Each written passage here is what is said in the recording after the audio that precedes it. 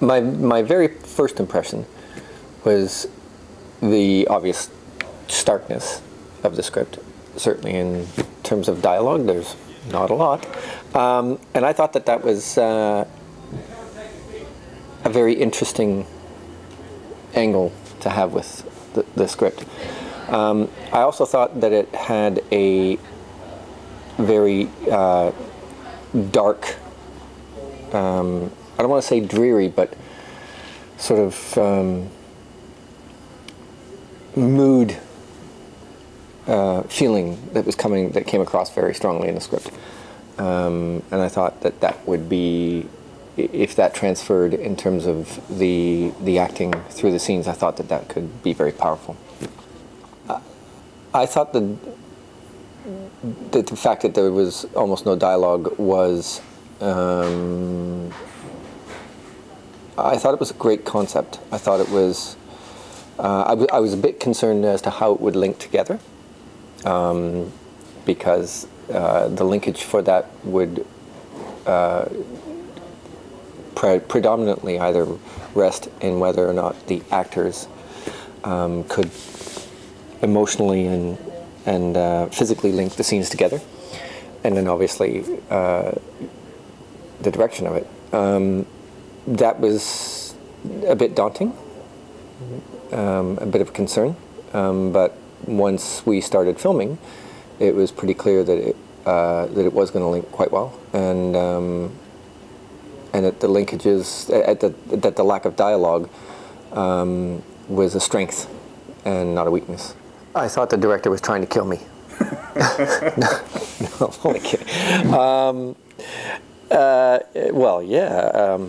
The physical side of it was fun. It was definitely physical. Positions on the ground that hadn't been on for years. But the physical side of it was is obviously where, from the script point of view, where the fear comes out, and the running and the falling, crawling, etc., is all there to show the fear and to build the tension in the piece. And it was, there were portions of it that were difficult, but it was well filmed and quickly done, and not too much damage done to the old body, and it's like acting to green screen or anything like that, or blue screen or gray screen or whatever they use. I find it very difficult at times. I think from an actor's perspective, all actors want to be acting to someone.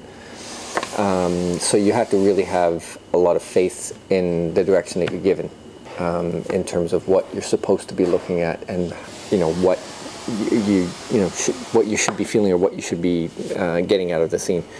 And in this case, the direction was very clear. So it was, once I get that idea in my mind and I understand the direction and what I'm looking at, it's just a matter of, for me anyway, of focusing on the intention and the emotion of the scene, and following it through the same way you would if there was an actor standing in front of